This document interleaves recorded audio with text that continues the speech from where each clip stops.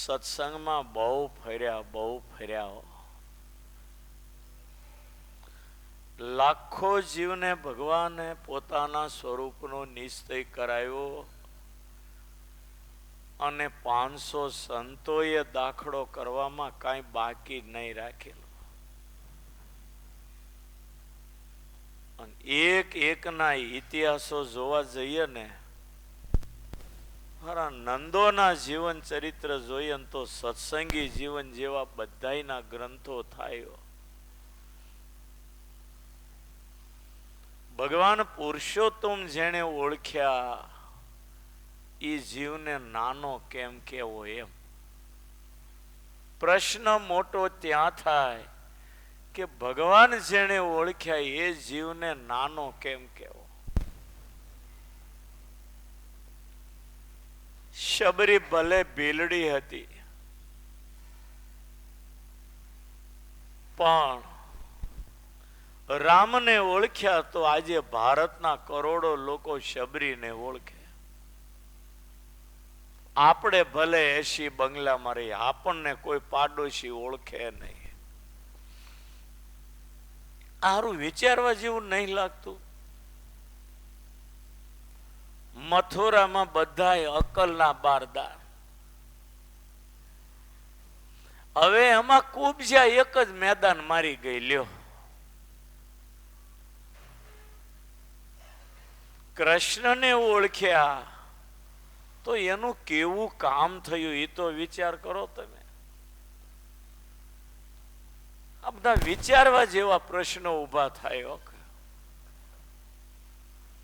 મથુરાની બજારમાં કૃષ્ણ ગોવાળિયાને લઈને ધનુરિયા તરફ હાલ્યા જાય તો હામે કુબજા હાલી આવતી હતી લ્યો. હાવ કુબડી હતી. એ હામી મળે ને તો લોકો અપશુકન માને ને એવી કુબડી હતી. એને જોઈને લોકો દાંત કાઢે. પણ થોડે દૂર હતી અને શ્રી કૃષ્ણ ભગવાન બોલ્યા, ઓ સુંદરી ક્યાં જાય છે? એને સુંદરી કીધી ને ત્યાં તો વળ ખાઈ ગયો. એને કોઈએ મથુરામાં સુંદરી કહેલી નહીં હો, કે કુબડી હતી. સુંદરી કીધી અને વળ ખાઈ ગઈ. ઓહો, આ કાલે મથુરાનો રાજા થશે. ઓળખાઈ જાય ને એમાં જ માણસનું કામ થાય છે. સાધનાની વાત તો એક બાજુ રહી. કુબજા ઓળખી ગઈ, મને સુંદરી કહેનાર આ કોઈ સામાન્ય ન હોય. ખ્યાલ આવી ગયો કે આવતીકાલે આ મથુરાનો માલિક થાય એવો જ. નજીક આવી એટલે કૃષ્ણે પૂછ્યું, સુંદરી ક્યાં જાય છે? તરત એને પરિચય આપી દીધો, હું કંસ રાજાની માનીતી દાસી છું.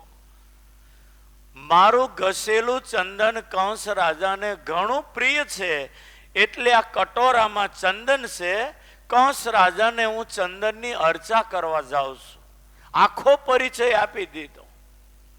હારા માણસ મળે ને તો દિલ ખોલવાનું મન થાય. કપટી કુડા હોય ને તો આપણને હારું ન લાગે. ભગવાન બોલે, સુંદરી અમારા મિત્રોને તું ચંદનની અર્ચા નહીં કરી આપે? હા, કરી આપું.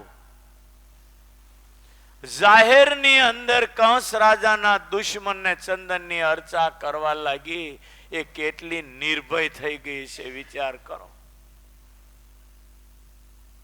નહીતર કંસ રાજાના દુશ્મનને ચંદનની અર્ચા કરે તો કંસ રાજા ફાંસીએ ચડાઈને મારી ન નાખે? પણ કુબજાને ખ્યાલ આવી ગયો કે આવતીકાલનો આ મથુરાનો માલિક. ભગવાનની જ્યારે દ્રષ્ટિ પડે ત્યારે જીવનું કાળજું બદલાતા વાર નથી લાગતી. મેંગણીનો પ્રસંગ છે. માનભા દરબાર શિકાર કરતા હોય.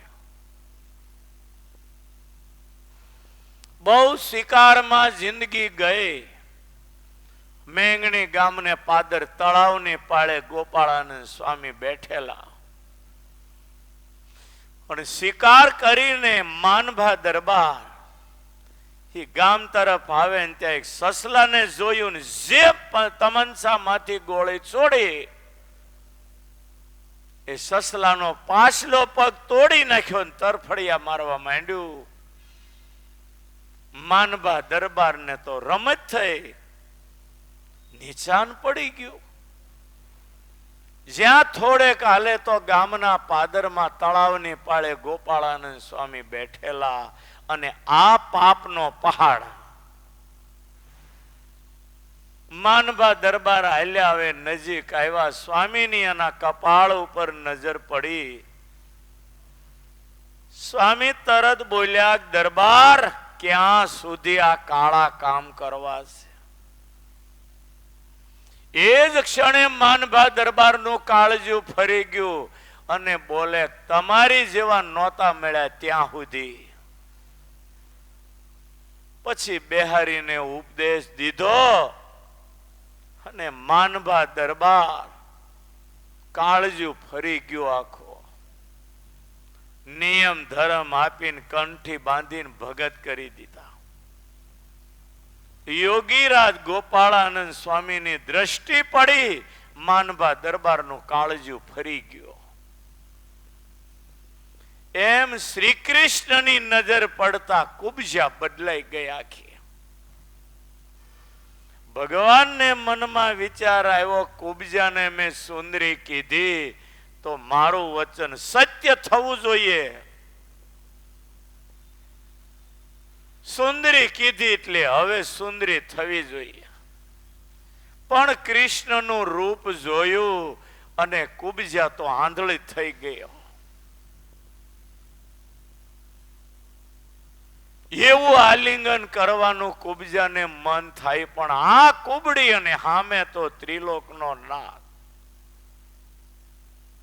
ભાવતું તું વૈદે કહ્યું, દોડવું તું ઢાળ મળ્યો. ભગવાન કે કુબજાય નજીક આવો.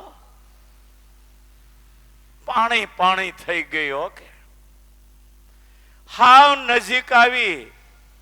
ભગવાનને બથ ભરવા જાય. ભગવાન કે ધીરજ રાખ, ધીરજ રાખ, ઉભી રે. અને પછી ભગવાને એના પગના બે ફણા હતા ને એની ઉપર ભગવાને પોતાના પગ મૂક્યા. કુબજાની દાઢી પકડી અને માથાનો પાછળનો ભાગ પકડીને કે હરકી ઉભી રહે. અને જે આંચકો માર્યો, હાવ 3 જગ્યાએ વાંકડી હતી ને હાડક્યા વાંકા હતા ને એ સીધા થઈ ગયા ને સુંદરી થઈ ગઈ. લ્યો, પછી તો એને અંગ સંગના વિચારો આવ્યા. ભગવાન કે ધીરજ રાખ, મેં મથુરામાં ધારેલા કાર્યો સિદ્ધ થાય પછી તારે ઘરે આવીને તને અંગ સંગનું સુખ આપીશ. અને બધાય કાર્યો થયા પછી કુબજાને ઘરે જાય અને એ કુબજાને અંગ સંગનું સુખ આપ્યું એને. હા, જીવના ભાગ્યની વાત છે. હિમાલય હાટ ગાળીને મરી જાય તો દર્શન ન થાય. એ કુબજાને અંગ સંગનું સુખ મળ્યું. ભાગ્યનું પરિવર્તન તમે જુઓ. આજે તમે મથુરા જાઓ, વિશ્રામ ઘાટ ઉપર જ્યાં યમુના મહારાણીની આરતી ઉતરે, અડોઅડ પાછલા ભાગમાં એ કુબજાનું મંદિર છે અને લાખો લોકો આજે ત્યાં માથા ઝુકાવે છે. હા, ભગવાન ઓળખાઈ ગયા એનું આ પરિણામ છે. જેને સ્વામિનારાયણ ભગવાન ઓળખાયા હોય ને એને હાથ જોડો ને એટલે પાપ બળી જાય. ભગવાનની વાત તો પછી રહી. જેને સ્વામિનારાયણ ભગવાન ઓળખાયા હોય એને હાથ જોડો એટલે તમારા પાપ બળી જાય. અવતારો કેટલા થયા, કરુણા નિધાન. પણ સ્વામિનારાયણ ભગવાન તો દયાના સાગર હતા. જીવની ઉપર કેવા ઢળક ઢળ્યા છે અને પોતાના ભક્તને કેટલા આધીન છે એ તમે જો. દુનિયાના લોકોને સાધુ કર્યા પણ દાદા ખાતરને પરાણે પરણાવ્યા અને બાપનું પાત્ર ભજવનારા એ સારથી બનીને દાદા ખાચરનો રથ ચલાવ્યો. 500 સાધુને જાનડિયું તરીકે જાનમાં લીધા. આજે તમારે ત્યાં લગ્ન હોય ને અમે જો જાનવરના ગાડામાં બેસીએ ને, અમારા ને તમારા બધાના આબરૂના ધજાગડા થઈ જાય. દાદા ખાચરની જાનમાં ગયા, એ જસ લઈ ગયા. કરોડો લોકો આજે એના ગુણ ગાય છે. આ પુરુષોત્તમ નારાયણની મરજી હાચવાનું પરિણામ છે. ભગવાન ઓળખાઈ જા, જીવ કૃત્ય કૃત્ય ધન્ય થઈ જાય છે. બસ ભગવાનની ઓળખાણ થવાની જરૂર છે. જેણે જેણે ઓળખ્યા એ આ સત્સંગમાં મેદાન મારી ગયા. પછી સોઢી ગામની કુબડી હોય તોય ભલે અને જુનાગઢના નવાબ હોય તોય ભલે, જેણે ઓળખ્યા એ મેદાન મારી ગયા. 200 વર્ષ ગયા, જે લાખો લોકો એને યાદ કરે જેને સ્વામિનારાયણ ભગવાનને ઓળખી લીધા. અને આપણા સંતોએ કેવી કથાઓ લખી છે.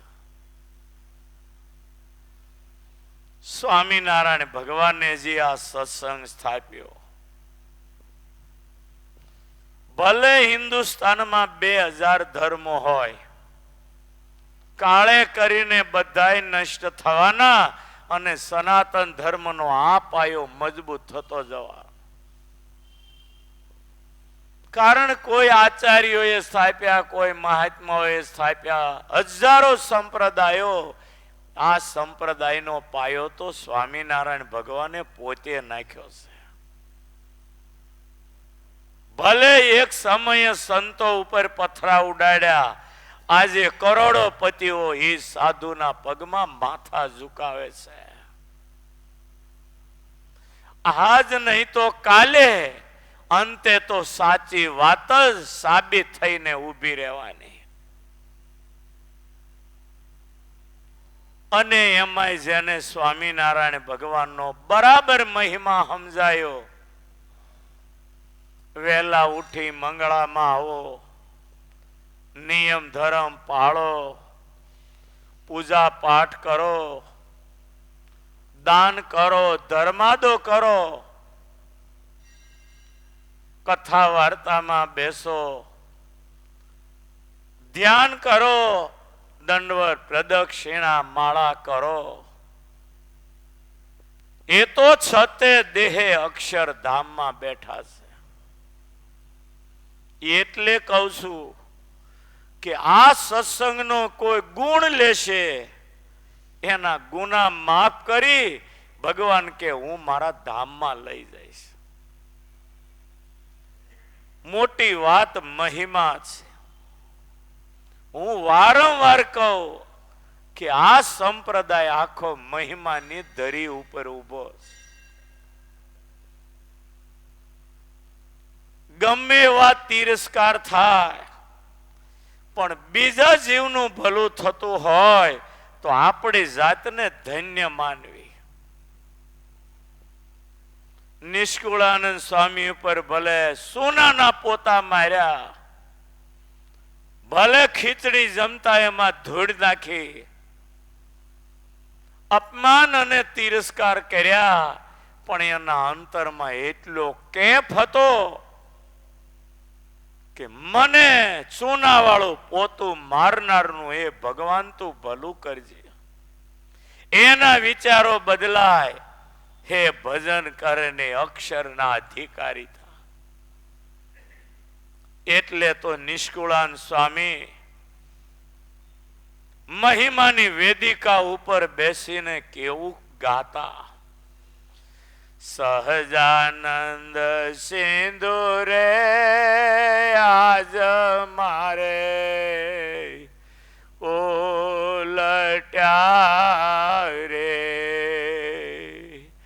ભાંગી મારી ભવ ભવની ભૂખ રે, કંગાલ ને પણ રે બાઈ મારો કાઢ્યો રે, હે દીના ટાળીને કીધા દાતાર રે,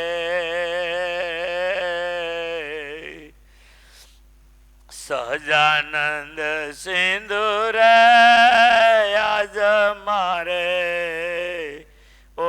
ઓલટ્યા રે, અનાથય બાગી રે બાઈ જો અમે નહીં રે, અમે સભાગી આશાઉકાર રે, રંક ટાળીને રે કીધા અમને રાજવીર રે, દીના ટાળીને કીધા દાતાર રે, સહજાનંદ સિંધુ રે આજ મારે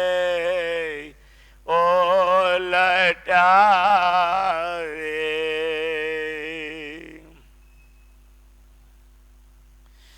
પુરુષોત્તમ પધાર્યા બહુ જીવના કરવા કાજ, એ સર્વે સામર્થ્ય સહિત પોતે આજ આવ્યા મહારાજ,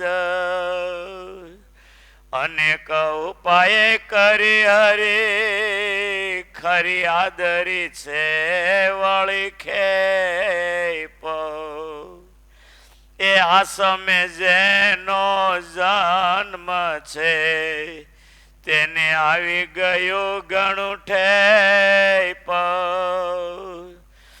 દાસના દરસ સ્પર્શથી કર્યા છે બહુના કલ્યાણ,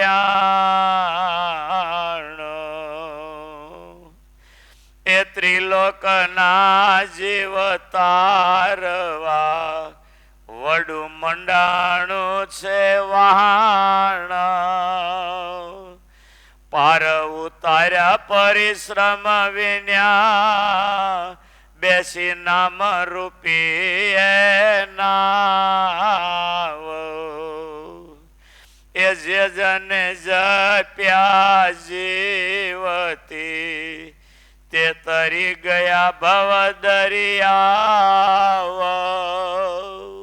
આ સ્વામિનારાયણ ભગવાન છે. લ્યો, એકવાર સ્વામિનારાયણ ભગવાનની ઓળખાણ થઈ જા, બેડો પાર થઈ જાય. તમે સવારમાં વહેલા જાગીને આવો, તમે મંગળા કરો, કેવા વંદુના પદ તમે બોલો. સ્વામિનારાયણ ભગવાનને આ વંદુના પદ બોલે બહુ ગમે. પ્રેમાનંદ સ્વામી જ્યારે આ વંદુના પદ બોલતા ને, ખેંચાતા ખેંચાતા ભગવાન હાવ પાહે આવે, અને મહારાજ એમ કહેતા કે આવા સાધુને તો એમ થાય કે દંડવટ કરવા માંડીએ. હા, ઉપરથી અનુમાન કરો.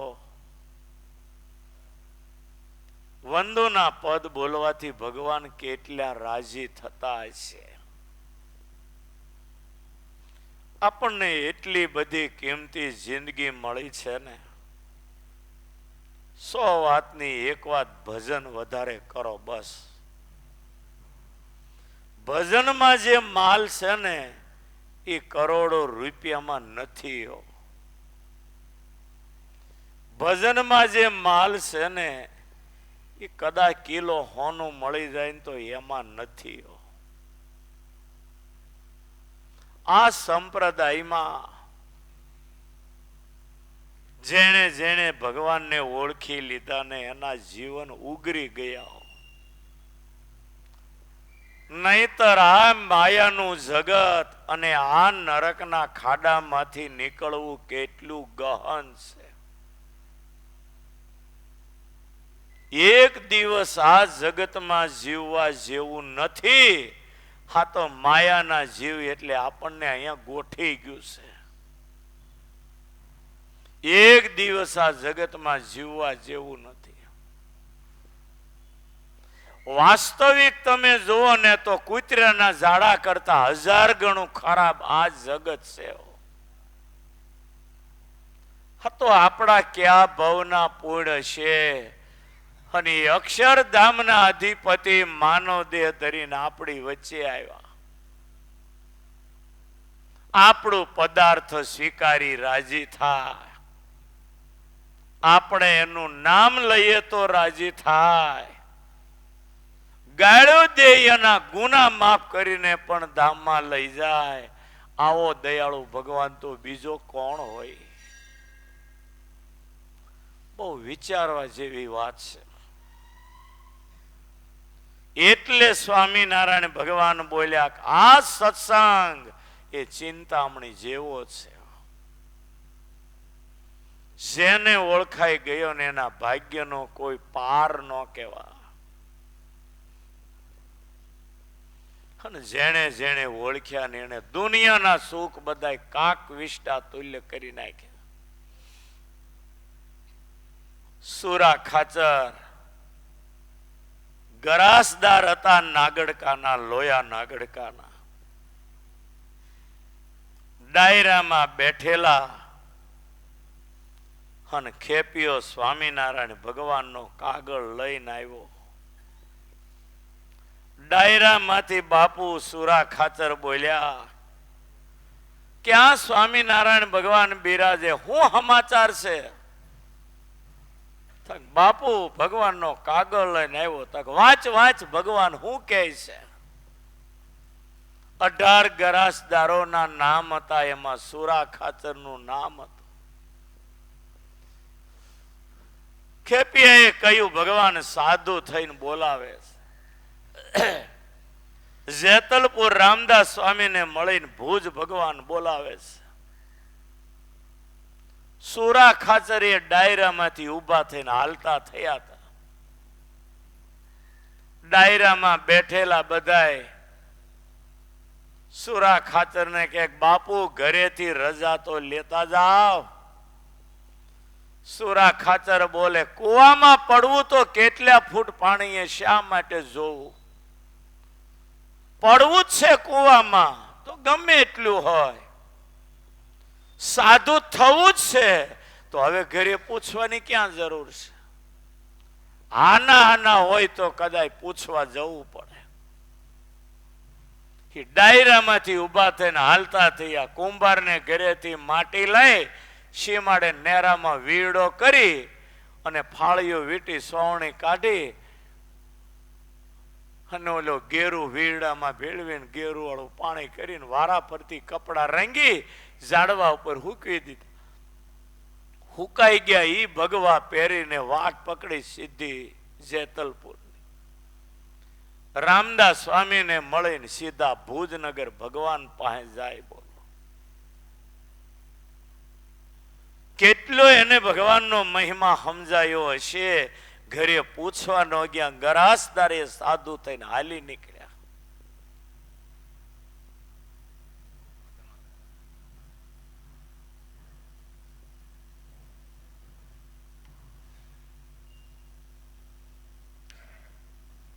માચા સુરા સોમલાય લૈયા મોળો નાજા માતરામાં મૈયા અજા જીવા વીર દાસ વળી લાદા કાળા કમળ છે મળી એહ સર્વે તજી ગર બાર થાજો પરમહંસ નિરધાર જેમાં મોટા મોટા ઘર મેલી ભજ્યા હરી તજી જગ જેલી માટે માનજો આજ્ઞાય મારી મૂકજો સૌ મનમાં વિચારી એટલી એને આજ્ઞા કરી પોતે રહ્યા કાંઈક ત્યાં હરી ભગવાનના બોલ ઉપર હાલી નીકળ્યા બધા કારિયાણીના માચા ખાચર 200 વીઘામાં કપાસ ફાટી નીકળેલો ખેડૂત હોય ને એને ખબર હોય સુરત વાળાને હું બિચારાને ખબર હોય હું કપાસ ને હું ફાટી નીકળ્યો 200 વીઘામાં કપાસ ફાટી નીકળેલો અને સંધ્યા કાળે હાથમાં લાકડી અને માચા ખાચર દાડિયા કરવા નીકળ્યા કાલે કપાસ વીણાવી લઈ હાથમાં લાકડીને દાડિયા કરવા નીકળે કારિયાણીની બજારમાં હાલ્યા જાય ત્યાં સામેથી ખેપીઓ મળ્યો માચા ખાચર પૂછે હું સમાચાર અત્યારે ક્યાં મહારાજ બિરાજે ખેપીઓ બોલે કે મહારાજ નો કાગળ લઈને આવ્યો છું વાંચ વાંચ હું કે છે મહારાજ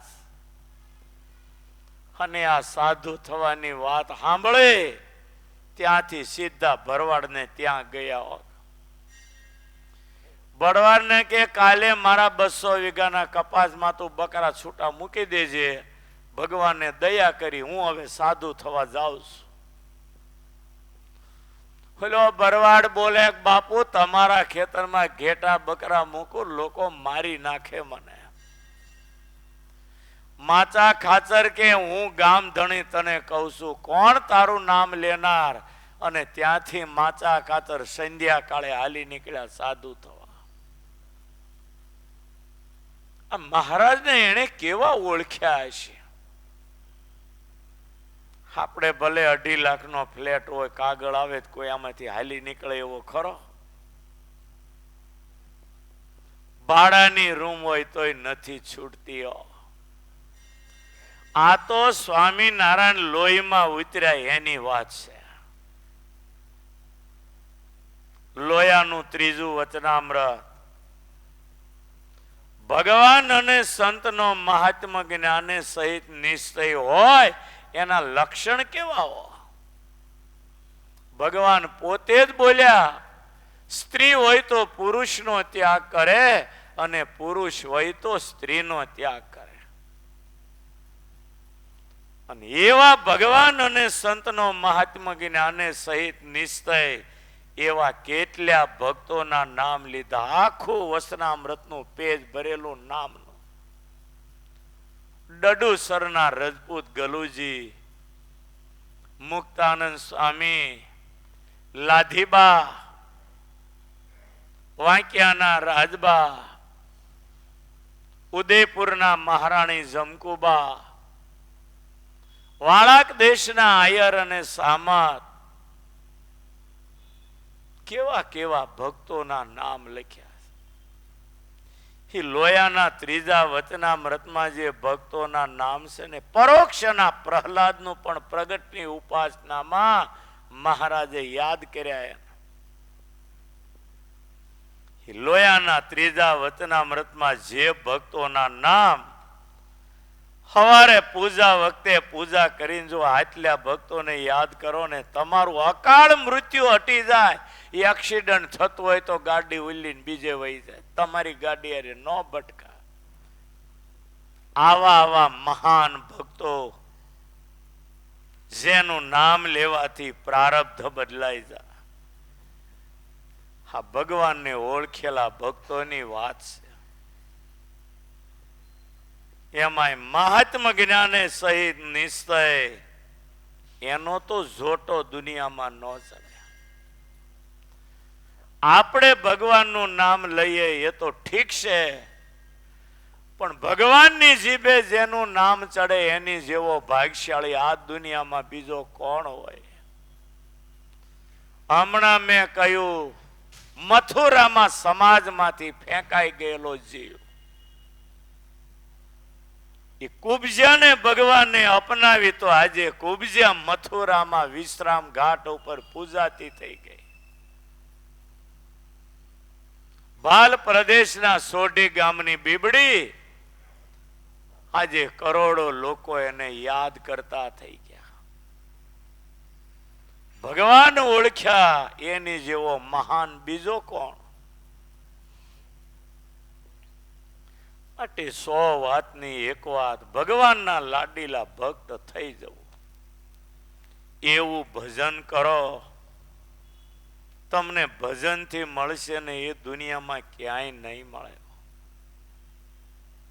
11 માળા કરતા હો અને તો 25 માળા કરવાનું ચાલુ કરી દો. 25 માળા કરતા હો તો 50 માળા કરજો. ભજનમાં જે મળશે એ ભોજનમાં નથી મળવાનું અને ભાજનમાં નથી મળવાનું. ભાજન એટલે વાસણ થા, ભોજન એટલે ખાવાનું અને ભજન એટલે પરલોકનું ભાતું. જેટલું બને એટલું ભગવાનનું ભજન વધારે કરો. અને એમાંય નિવૃત્ત માણસો ઉંમરવાળા એને તો હવે શેડો સુધારી લેવાની જરૂર છે. જિંદગીનો કોઈ ભરોસો નથી. પાણીના પરપોટા જેવી આ જિંદગી છે. મંદિરેથી નીકળીએ ઘરે પહોંચ્યું કે શું એ એક મોટો પ્રશ્ન છે. ઘણાના દાખલા આપણે જોઈએ છીએ. રાજગઢના મેઘજીભાઈ, લોઢા જેવું શરીર હતું. મેં વિડીયો જોયો.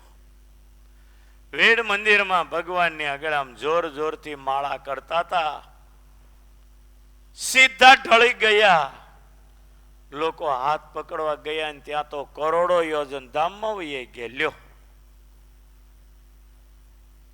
બહુ મારા હેતવાળા રોજ અહીંયા આવતા. સત્સંગ બિચારાએ બહુ સારો રાખ્યો હતો. હમણાં હરિપરનો મુકેશ